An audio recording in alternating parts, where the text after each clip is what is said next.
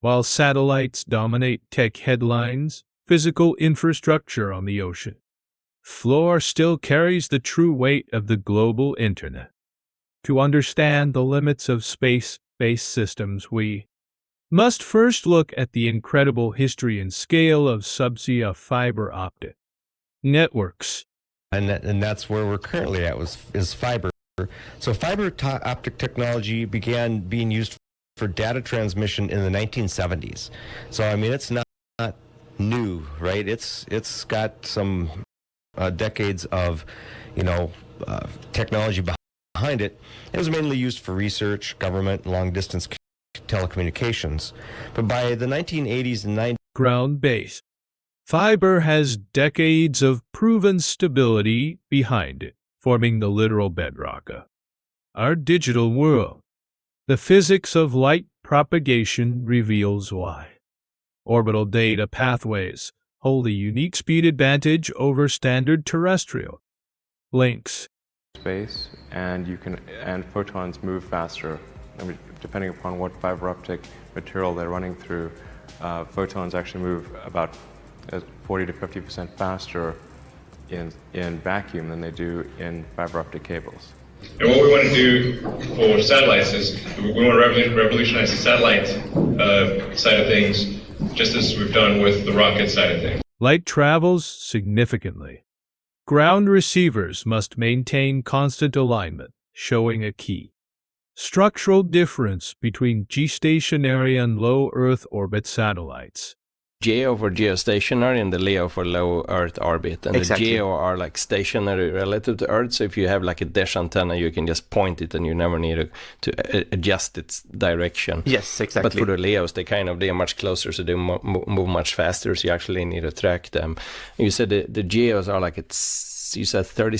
GEO satellites remain static, but LEO satellites move rapidly, requiring sophisticated continuous tracking algorithms.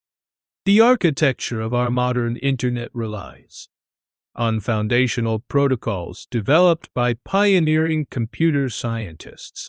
Bent co-designed TCP/IP, the foundational communication protocols that define the architecture of the modern-day internet. Bent serves as a key advisor to a wide range of organizations, including DOE's Advanced Scientific Computing Advisory Committee, or ASCAC. He's the recipient of numerous prestigious awards for his legendary work, which have had unparalleled global.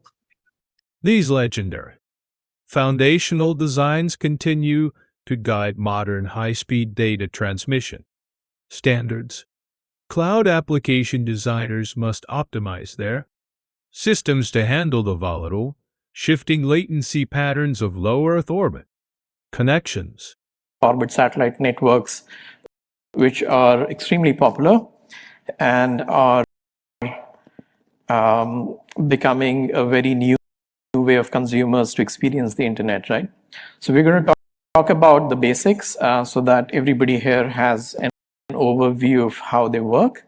We're going to talk about aviation and maritime use cases because they're low Earth orbit systems are extremely popular, but latency demands vary wildly across different environments. During the early internet boom, massive financial investments were sunk into terrestrial lines, ignoring remote regions entirely. Made in the 90s, billions and billions of dollars bypassed isolated areas, leaving a geographic gap that satellites are now rushing to fill. Space networks offer a simple value proposition by bringing broadband connectivity to areas where fiber lines cannot physically reach. The service is, the pitch is really quite simple. What we're providing is broadband connectivity where there is no fiber. And the way we're approaching the market opportunity is to actually go directly to telcos, local ISP providers, local governments, and the existing distributors in the industry. Working directly with local. A massive pricing gap exists between space data services and highly affordable terrestrial telecom networks. ARPU or average revenue per user as compared to Indian telecom services. Starlink's ARPU is around 1.5 lakh Indian rupees, while Reliance Jio's ARPU for comparison is just 195 rupees. Yes, you could say that this is apples to oranges as a comparison because the technology is different, but in a market like India where affordability drives mass disruption, this price gap is way too large to even consider. Affordability drives mass consumer adoption, making the high cost of satellite internet a major hurdle. Satellites face severe radio frequency limitations, requiring carefully licensed spectrum to avoid crippling network interference. Spectrum is really important when it comes to creating a satellite-based communication network.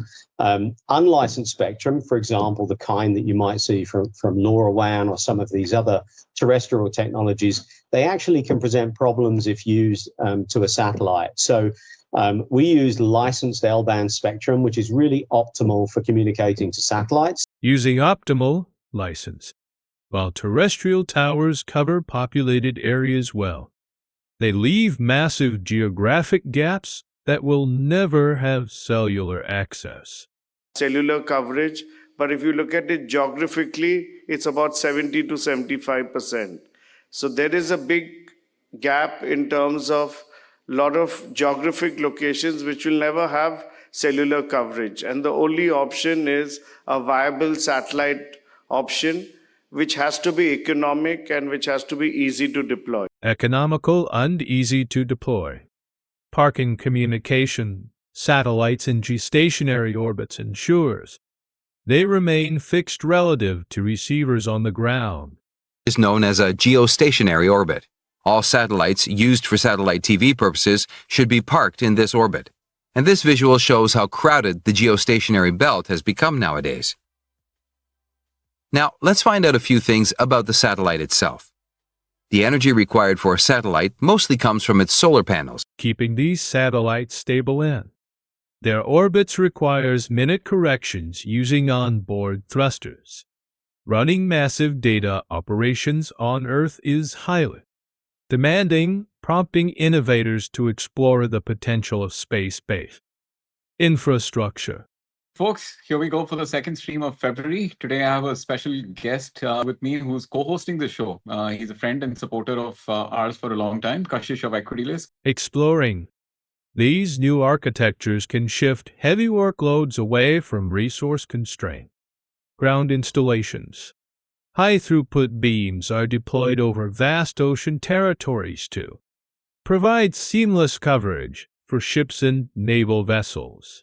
Satellite, and it covers with high throughput beams all territory of Sultanate of Oman and naval space around it. We were surprised with Sultanate of Oman. It's a big territory. It's not a small one. It's stretching from north to south over. Reaching over vast ocean territories is where satellite networks truly shine compared to landlocked fiber. Historically, satellite connectivity has been highly expensive, but innovative hardware designs are finally lowering the barrier to entry. You've got to make it affordable. Right? Satcom and satellite communications has been historically extremely expensive. And so what we've done with Myriota is taken the cost of the hardware all the way down to something that's very close to the kinds of prices you pay for a normal cellular system. At the same time, data plans traditionally would be like tens or even hundreds of dollars a month on satellite. Lowering terminal hardware and data plan costs is crucial to achieving broad mainstream adoption. Implementing dense 5G networks presents unique deployment opportunities on street poles and corporate buildings.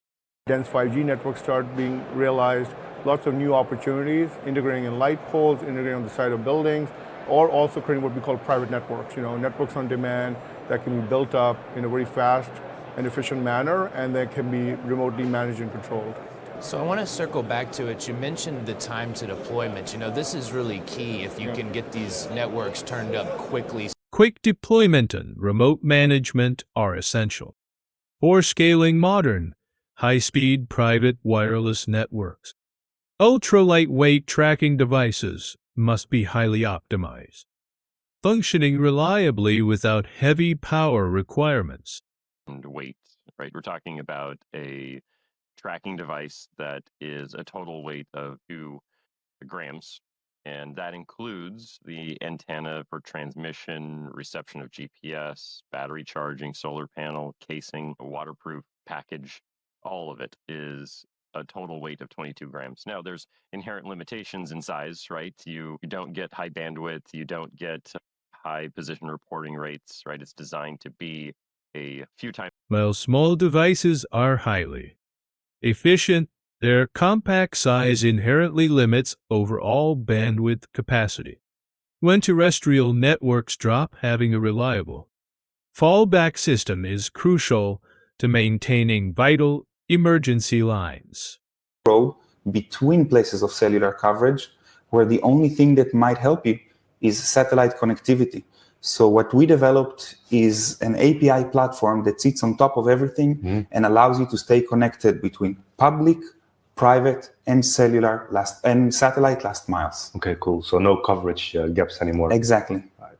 Awesome. Software-defined API platforms allow networks to dynamically route data between ground towers and orbital links, pushing more data over modern satellite arrays requires continuous evolution of space-grade modem tech. Capacity, in lower prices, all of that, put it in parallel to the 5G. High performance and lower costs are slowly transforming how orbital payloads manage massive, modern datasets. LEO satellite constellations are designed to fill critical gaps in areas lacking physical subsea of fiber networks. Simply not available.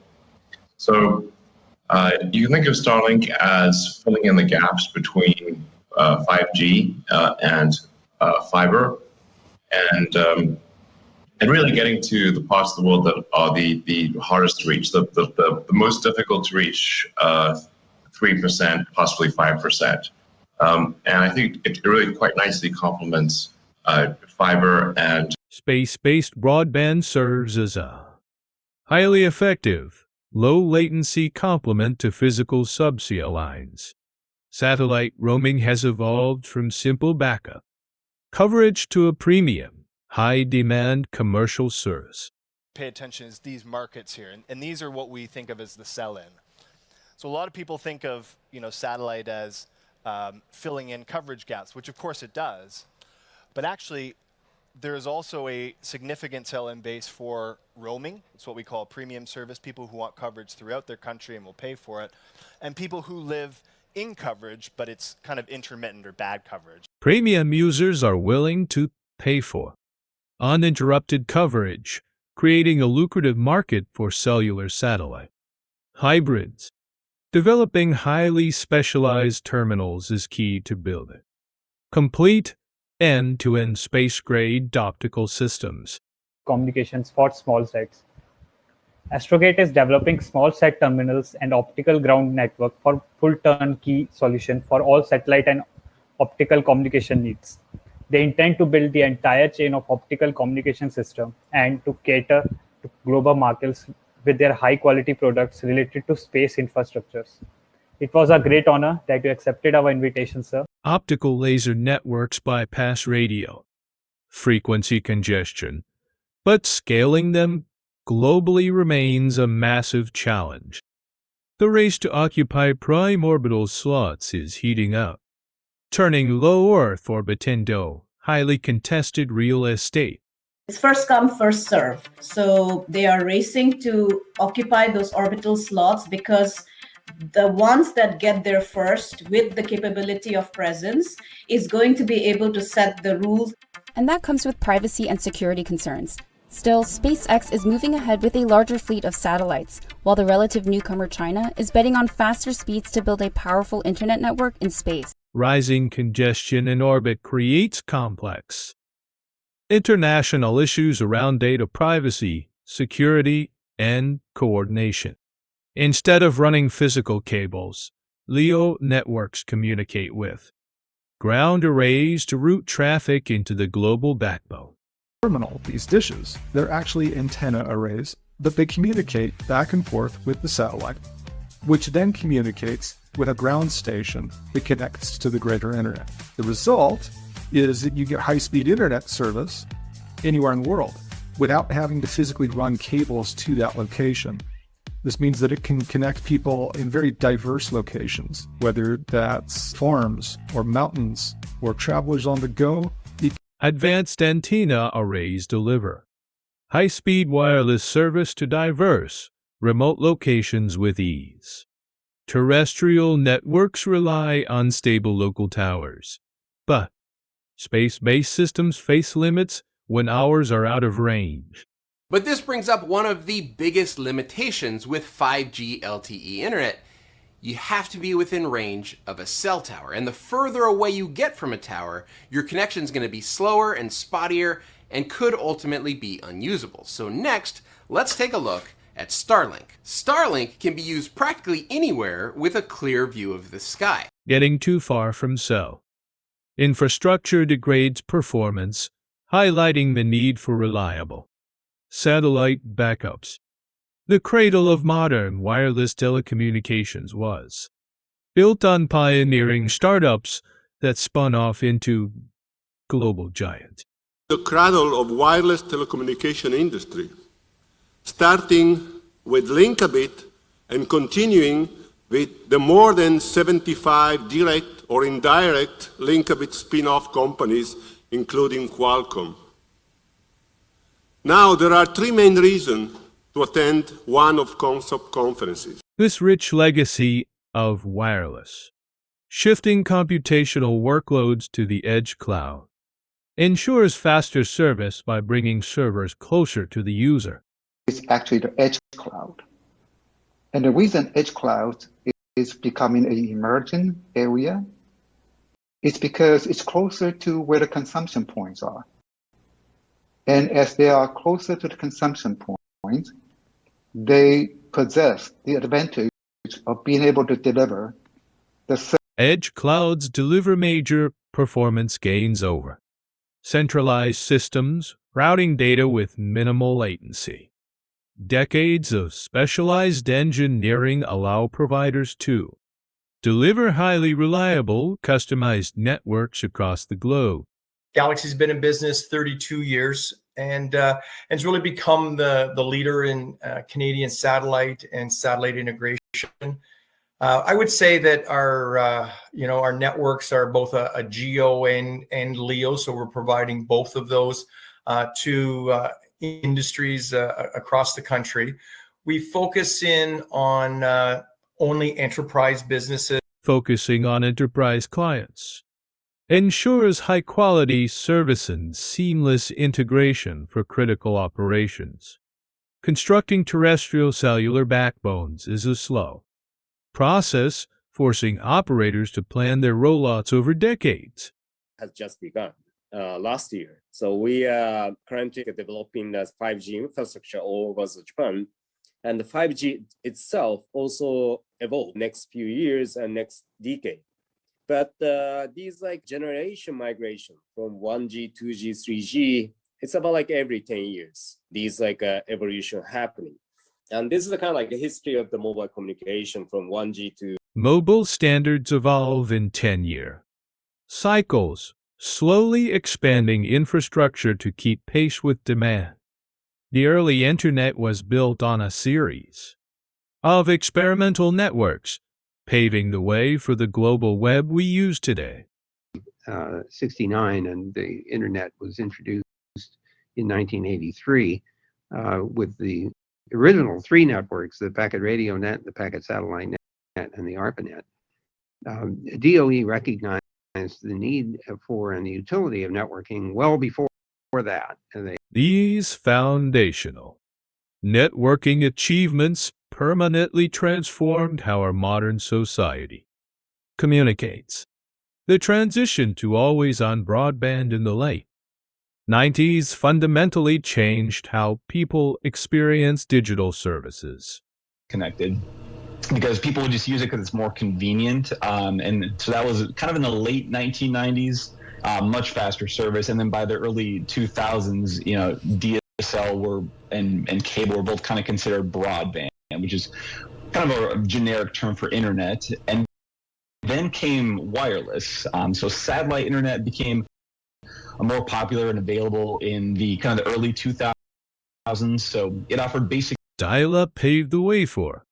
Ultimately, the future of global connectivity is not a battle between the sea bed and the sky, but a symbiotic partnership.